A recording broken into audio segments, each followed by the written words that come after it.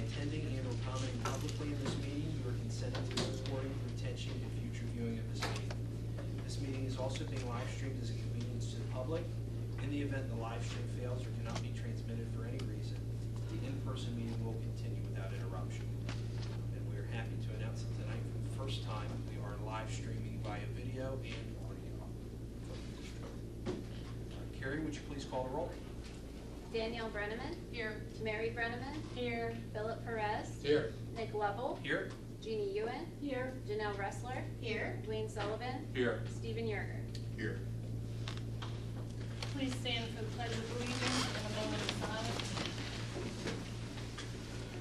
Allegiance to the flag of the United States of America and to the republic for which it stands, one nation, under God, indivisible, with liberty and justice for all.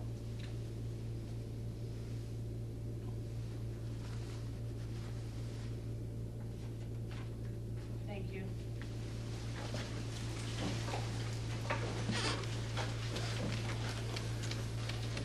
Are there any board acknowledgements or announcements? I do. Last week, we were sidetracked during our acceptance of Carl's resignation, so I just wanted to take a moment to thank Carl for his, I think, like 12, 13 years of service on our board, and we'll always remember him in his ugly Feliz Navidad Frito-Lay Christmas sweater. No, seriously, I think he liked your thing. But thank you, Carl. And then I also have one more. Our district mission is to build a solid foundation to prepare all students for life and career success. And I want to acknowledge our newly elected board president, Nick Lovell. He's a recent graduate of our district, and his journey from student representative in the middle school and high school to board member and now board president is not only inspiring and exactly what we hope for when we talk about building future leaders. He has shown maturity, intelligence, and a dedication to our district far beyond his years, all while keeping students, staff, and the community at the center of every decision. I also want to thank the teachers and staff who supported him throughout his time in our schools and helped build his solid foundation for our district mission. You helped shape a young man who is now giving back to in one of the most meaningful ways possible, public service. If we can ask our young people to vote, serve in the military, and take on adult responsibilities, we can and should celebrate them when they step up to lead our communities. Community members may not always agree on every decision, but I can hope we can all agree that passion, integrity, and commitment, not age, are what define a strong leader. I'm proud to serve alongside him, and I hope we can stay focused on why we're here to support our students, our teachers, and the long-term success of our district. I did not put her up to that. Thank you very much for the kind words. Any other acknowledgements or announcements? All right. Moving forward, student representative reports. Ms. Rebecca Williams for the high school. Hello. So we have a couple updates. The FFA Sweet Corn Day within the school will be held on Friday, September 19th. FFA students enrolled in the plant science class will be teaching elementary students about sweet corn, and the school food service will be serving FFA sweet corn that day at the cafeteria. The Astronomy Club is excited to have their first club meeting this month, and they hope to get a telescope this year to practice their star watching skills. And then the FBLA chapter is excited to begin a new school year in 2025.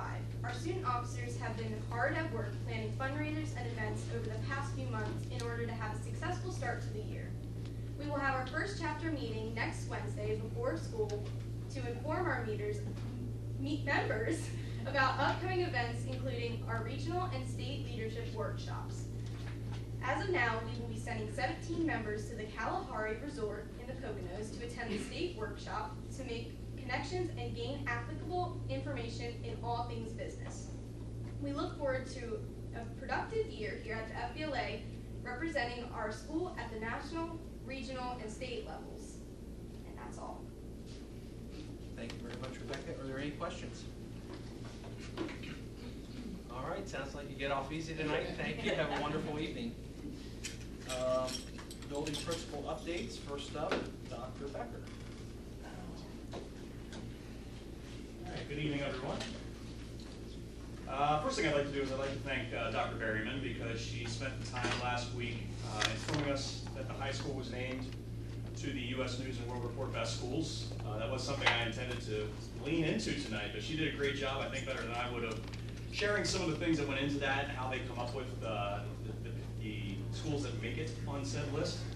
I think it's clear that the hard work of the entire staff is obvious, and I would like to stress how proud that as a community everyone should be of them for landing in that place. Their commitment to the students and their success is really outstanding. I'd also like to give Dr. Berryman a shout out as being the individual there while a lot of those things were happening. So congratulations to all that were involved, and I'm again just very happy to be there and working with them. So next thing, I'd like to report that we're happy to have had a successful start to the school year. It's hard to believe we're like in week 5 at this point of the year already, and operations in the building are back into their, I would say, typical flow, even with the building construction continuing to happen. So speaking of that construction, yet another continued thank you to Victor Trone and their staff, and his team has really allowed us to continue to operate with minimal impacts, which is pretty amazing. With all the things that are happening up there, it's really no easy feat. So they have done a great job in allowing that to happen. And it's a nice position now because it's not even really that loud where they're at and what they're doing. So you can get away with what's happening in the building without it being disrupted. So next week we're nearing next week's homecoming week, and I'd like to just urge everybody to join us for the parade, which would be at 6 o'clock. That's taking place next Friday, leading up to the game against that horrible Hanover place. Should be a very enjoyable week for our students as they show off their school pride. I went to Hanover, by the way, so I'm kind of allowed to say. Finally, tomorrow is National IT Professionals Day. So again, a big thank you to Dr. Naylor and his team for the work that they do and put in each day. So I think we've all experienced technology difficulties in our life and the things that happen. And I know I would struggle to get through those if I didn't have somebody that I could call and get help from. So to his team and those that are helping us out and work through those problems, thank you, and we appreciate your help. That ends my report for the evening, if anyone has any questions. Any questions for Dr. Becker? Thank you very much. Also got to see off easy. All right. Yeah. Mrs. Golden. Good evening. New students, including 6th graders and new enrollments and new staff, seem to be acclimating well and quickly. MAM staff is always willing to surround and support new members of our school community, and it makes me proud to see the care and thoughtfulness that they put into seeing each other and their students succeed.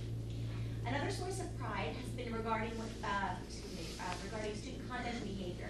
With almost a month of school under our belt, we have had very few discipline issues, all of which have been minor. Our students are generally very polite and use their manners as they travel through the school day. Student council elections are wrapping up, so next month we will have a middle school representative. Academically, we're finishing our fall iReady diagnostic testing. The results of this assessment not only provide personalized practice pathways for each student, but provides invaluable information to the teachers about where students need support. Luckily, it appears that our fall results will be highly valid and ready to direct instruction, as students have not been flagged for rushing, nor have they appeared to rush through it, and they're taking it seriously and giving it their best effort, which gives us the data we'd like to rely on. In the upcoming week, we will hold our first student child study team, CST, where we're going to discuss students who are demonstrating signs of struggle, academically, socially, or behaviorally. We will establish initial strategies to support these students and metrics to track and monitor their progress. Additionally, I will meet with each grade level and department to have our beginning of the year data chats. So we'll look at PSSA data, iReady data, any classroom data that we have, and we're going to answer a couple of questions. The first one is, what overall trends do we notice in student performance, and how does this compare to previous years or other district benchmarks? Which priority standards show the strongest mastery, and which need targeted reteaching or new instructional approaches? How did different groups of students perform, and where do we see gaps? And what do the open-ended constructive response scores reveal about students' ability to explain, justify, and apply their learning? And then coming up with a couple of actionable steps that we can take as a team to address those gaps and build on our strengths. So that'll be in the coming week. Teachers' instructional goals, which we call SPM, student performance measures, are due at the end of the week. Taking cue from our building-wide focus on questioning and questioning strategies, which I mentioned, I think, the last time I was up here. Many many teachers have selected to create their professional development goal in that area. So I was very, very pleased that they kind of took their cue from our focus. Teachers will use what they're learning about questions and questioning to become more effective practitioners of questions in their classroom, to monitor student understanding, and to increase the rigor around the concepts that are taught. Despite the uncertainty associated with change in general, and just the upcoming changes in district leadership, Maple Avenue is working hard to do what's best for students, emphasizing accountability and high expectations. Questions? Any questions for Mrs. Golden? All right, Thank you this is so an much. easy night for you all tonight. I guess so. We'll take it. Yeah. Mr. Moran.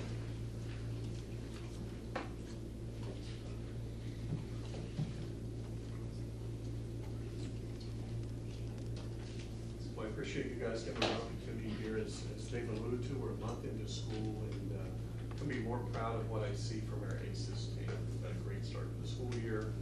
Students are really engaged, our staff's really engaged, and again, just very proud of their overall efforts.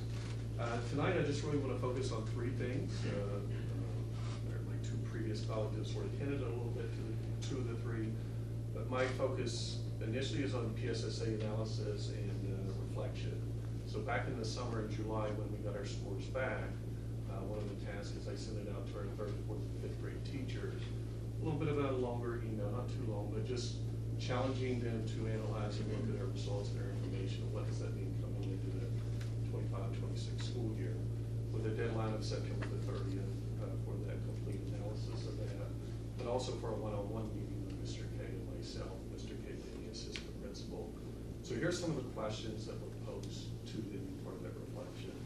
So they were asked to review and analyze the information on an individual basis first about their students, and then later as a team or as a grade level. So again, internal reflection first, grade level reflection second. What patterns or trends do I notice in the data? Which students are meeting the learning targets, which are not. Are there any outliers to the information? What standards or skills are students struggling with the most? How does that data compare to previous assessments? What worked well? What needs to be adjusted? How can I differentiate the instruction based on the results of the data? What resources or supports could help address the gaps? How can I set short-term goals based on the data that was collected? And then how can I use this data in my PLCs or grade level team discussions to influence instructional practices as we move forward? So some of the teachers were proactive and did that work over the summer. We've been able to start those internal meetings to start the year, and I've been very happy with the effort and the results of that preparation. Some other teachers are still working on that final analysis as we go through the next couple of weeks to get sort of a full, what I call a full report, and then I'll be sharing with Dr. Berryman, that feedback from the ACES team. So a lot of heavy lifting there and a lot of work being put in there as well. And that connects right into what we are doing with our ready assessments that was mentioned by Ms. Golden. We completed that. We have a couple students that are doing a make-up session or two. But overall, probably 99% of our students are finished. Teachers, again, are starting to look at that data, sort of comparing last year's students to this year's students. And then our focus is really on the individual goal setting with those students and working towards the next steps. And again, keep in mind as students go through teachers each year, whatever teacher they had last year, but the teacher that they had this year can see both results, the previous year and the current, what they just did here over the last 2 weeks. So that's been great for discussion, and also great for helping to improve instructional decisions and helping to align that with student needs. The final thing that we're working on here to start the year that I want to share tonight is really Mr. K and I with several new staff members turning over in our building, and then several non-tenured staff that aren't in the building for that 3-year window. We just made a conscious effort to be out, supporting them inside the classroom, helping them to transition into the school year, being in those supportive, positive conversations that impact classroom environment, building relationships to start the school year, and then obviously now that we're into school, working through the instructional lens of what we need to do to help our students grow and move forward. Thank you. the center of what we're doing. So that sort of concludes my report for September. Any questions for Mr. Moran? Mr. Moran, Yes. you had a chance to evaluate the PSSA scores, as you just stated.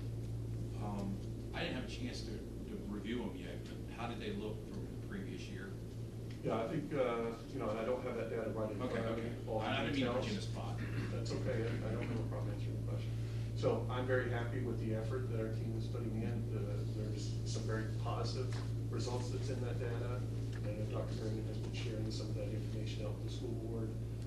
And then obviously there's some areas that we need to continue to focus on work, and that's really part of what that task was about, is identifying our strengths, where students will be very successful, continue those practices, but also looking at where we may have struggled. Even though that group moves to a different grade level, Right. There's another group of students coming in, we can make sure that we're targeting those areas for the new group, so we don't repeat, for lack of a better way to say it, an area that may be a little bit of a deficit. We can make sure we put some more instructional time to that, to help support our students and our staff. So you're actively in the diagnosis mode to correct the problem for future students that come through. Sure, yeah, any assessment we're giving our students, whether it's a daily assessment inside the classroom with the teacher, or it's a state assessment, we're always looking to help improve our students and move them forward in the right way and support our staff with the right resources and curricular needs. Are you seeing the iReady correlate to the PSSA yet? We are in the process, so there's a crosswalk that iReady has that correlates between PSSA and iReady. That is also part of the task that the staff was asked to do last year, is to coordinate crossover between those two data points and to see is there consistent reliability on efficiency or not. So we're in the middle of that process. Okay, great. We will hear more later. Yeah. Great, thank you. If I could, for just 1 minute. Sure. So, the student data that the principals have is the preliminary data. So it is the data tied to those individual students so they can start digging into it and analyzing it. As far as the overall percentages for each grade level and where they fell last year, we're still waiting for the final data. So Okay. everything that we received over the summer is preliminary. That's why you guys don't have final numbers yet. Thank you. But I will tell you the preliminary data looks good. Good, thank you. It's moving in the right direction. That's good. I'm And Judy, glad. Thank you. Dr. Byrne, I think you shared that with us as a curriculum committee too, when we asked about that as well. Is that where, okay, I Yeah. knew that I had shared it with Yes. some, but I didn't want to, so I apologize if some were left out. Yes, there was some movement in quite a few areas. Some areas we still need to keep working on, but it's positive. Yeah. All right, any other questions for Mr. Moran? Thank you, Mr. Moran. Thank you. All right, Thunderbolt Foundation report with Mrs. Becker.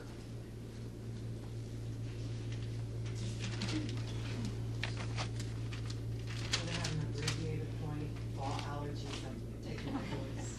Anybody that knows me, this is my voice of the fall, so. So just a brief update. Shout out to Conawaga Enterprises.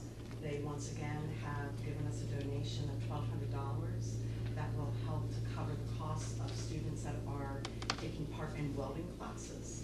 So, we have received that, the students have received their equipment, and that is just one of the many partnerships that we have that bring in a great resource for our students. Dolly Park Imagination Library, I'm happy to announce officially Thursday of last week has gone to a county-wide program.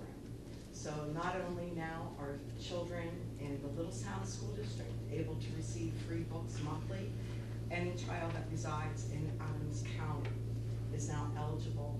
And there is a fund that was started by the Thunderbolt Foundation, the Adams County Community Foundation, that is holding funds to support.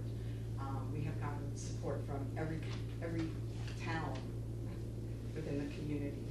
So what that means is that now every child will have the opportunity to receive books like The Very Hungry Caterpillars, Nature Walk, The Underlying Magic, my personal favorite, K is for Kindness. So this is a book that is a good read, has a lot of really good things in there for children. So I'm really excited about that and my partnership with the Adams County Library. And I am continuing, now volunteer with them, and I'm continuing with them to help enroll. Enrollment as of today was 522. So we had 212 for Littlestown whenever the program, and no bumps for our kiddos, they just go right into that. We will be meeting as a board on this Wednesday, and we will be developing our goals for the year and looking at what we are going to be bringing to help support beyond what we currently already do for the district. So I'm looking forward to getting back to the board. We take the summer off. So I'm looking forward to getting back with my board and getting their heads together. And would like to thank Dr. Mitchell, who resigned from our board. He was a member. We'll be welcoming Dr. Berryman in his place as we have a seat on our board for an administrative person. So thank you and welcome. Even though you're not officially till Wednesday, I can do that in advance. And then I will be hanging around to discuss the donation portion. If you have any questions about that process. And that's it for me. Short and sweet, which isn't often. So. Any questions for Mrs. Becker? Thank you, Mrs. Becker.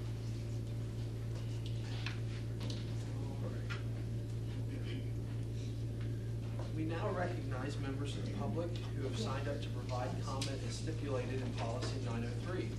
When your name is called, please approach the podium and state your name, confirm you are a resident or taxpayer in the district, and your topic of discussion for the record. Please direct your comments to the board as a whole and not to an individual. We ask that you limit your comments to 5 minutes or less. The privilege to speak may be interrupted, revoked, or a recess of the meeting may be called by the chair if the speaker does not observe reasonable decorum and orderly conduct. And the board would also like to ask that in accordance with our policies and procedures that all that sign up to provide public comment, please fill out the entire form, including your topic of discussion. We thank those that did, but going forward, please fill out the entire form for the district's records.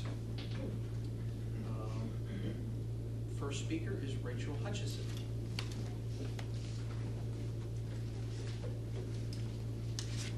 Thank you. My name is Rachel Hutchison, and I am a resident of Littlestown. I have children that have graduated from the schools and one currently in the high school.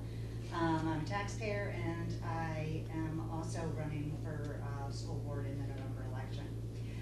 So I'm going to touch on 2 things, finances, and then the other one's just a couple notes on the acting superintendent information. So just a reminder, and I know you don't need reminders about the financial situation in Pennsylvania, and we're still awaiting that budget. I just want to remind the board and everyone that it's extremely important that the state budget gets approved with the additional funding for schools throughout the entire Commonwealth. Cyber school reform is included in there to help give monies back to the districts, monies that we have been from court order, basically. The Supreme Court of the Commonwealth stated that we were underfunded. 70% of the districts in the Commonwealth of Pennsylvania are underfunded in the amount of money they receive from the state. Because we can't put every single dollar burden on our community members. We need to be advocating for the Commonwealth to make these changes. And I think it is our role, not just as community members, but as you, the board, to help us with that. So contacting our state legislators and reminding them that it's important that they're properly funding schools. Just about every person is going to say that properly funding schools are important to our future. I don't know many people that would say it isn't. So I ask for your support in that matter. And I do know there was a comment, this is a statewide issue. This isn't just a Littlestown issue, but that actually gives us a great point in time where we, as districts across the entire Commonwealth, can stand up and say, no, we're not going to stand for this. We need change. So I say we all work together to do that. I also took the time to read through the minutes, saw that we do have the approval of an acting superintendent on the list. Did my own little Googling and looking, and I was very excited to see the experience of Dr. Al Moyer. He has past experience as a superintendent. He was director of McDaniel's Educational Leadership Program and also is currently a member of the Gettysburg Area School District Board of Directors. So I was happy to see that someone with that amount of experience and breadth was both applied in such a short time frame and also selected by the board. I know there were a lot of questions that came up at the last board meeting. You know, should there be an acting superintendent? Should someone who's currently in staff, you know, be put into that role? Just a note, I stepped out of that meeting, had a conversation with some folks, and actually it really helped me because it put some things in my mind that I hadn't thought of, but I also didn't hear the board speaking to. For instance, teachers are a lot of administration, stuff like that, that's contractual, it's very different than the normal world, the normal corporate world. When somebody left, you got told you're doing their job too, tough, that's how it works. If that's not how it works here, then explain that. Maybe say, hey, we can't just put those duties on someone else. Not saying that those people aren't qualified, but they have the opportunity to apply if they'd like to step into that role, or something like that. I think it just helps the community to better understand what's going on when we hear those explanations. And that was really it. I'm just excited to see Dr. Elmoyer come on. I want to thank Dr. Mitchell for the time he spent with me meeting to help me understand more about the board and its roles, and good luck.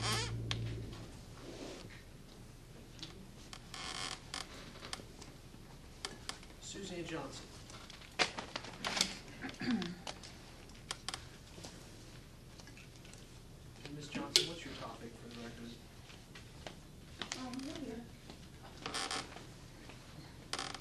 I know that's your preference, but I'm not required. My name is Suzanne Johnson, and as a district parent and taxpayer, I'm outraged by the way politics and personal agendas have corrupted this school board. This isn't leading with integrity or transparency, and isn't putting students first. Clearly, things have gone seriously off the rails when there are 2 superintendent and 4 board member resignations in less than 2 years. And you cannot correct course and restore public confidence unless you act with the utmost integrity and transparency. And I'm not talking about aiming for the bare minimum that you can get away with. First, let's be clear. I haven't heard anyone arguing that we don't want someone to complete the superintendent duties upon the resignation of Dr. Mitchell. No one's saying that. If you listen to what many of your constituents, including the previous speaker, had alluded to, they would like to do this in the most cost-neutral way, which is to have the assistant superintendent serve as acting superintendent. We have seen many districts doing this, including Dover, where Dr. Mitchell is heading. After their assistant superintendent was acting superintendent before being promoted to superintendent. We are again asking why this board is supporting more spending on central office positions when you are relying on rainy day funds for our students' needs, such as the autism classroom. And you're reducing classroom positions through retirement, such as our middle school math teacher, despite only 18% of our 8th graders being proficient in math. That's where you should be spending money, not on central office. But you want us to believe you're putting students first. Beyond the additional cost of at least $1,500 per week for the proposed acting superintendent contract, you don't instill confidence that you're looking for the best leadership possible when that vacancy was posted on the website for a grand total of 3.5 business days. Wow, you're casting a wide net there. Without putting the resignation of the superintendent or creation of a new position on agendas for open meetings to allow for public comment before taking the action of posting that position. Then we all see Gettysburg School Director Al Moyer at last week's meeting, and we put the pieces together that he was there for the interviewing that was being done last week, and that this rushed and questionable process must have been the last straw leading to President Thompson's resignation following School Director Moyer's and Superintendent Mitchell's resignations. There are potential conflicts of interest concerns with a Gettysburg School Board member serving as our acting superintendent in this district, which is considered a 10th member of our school board. So how can he be on 2 school boards at once? I don't know. Further, it isn't clear how Mr. Moyer can fulfill some of his duties in the proposed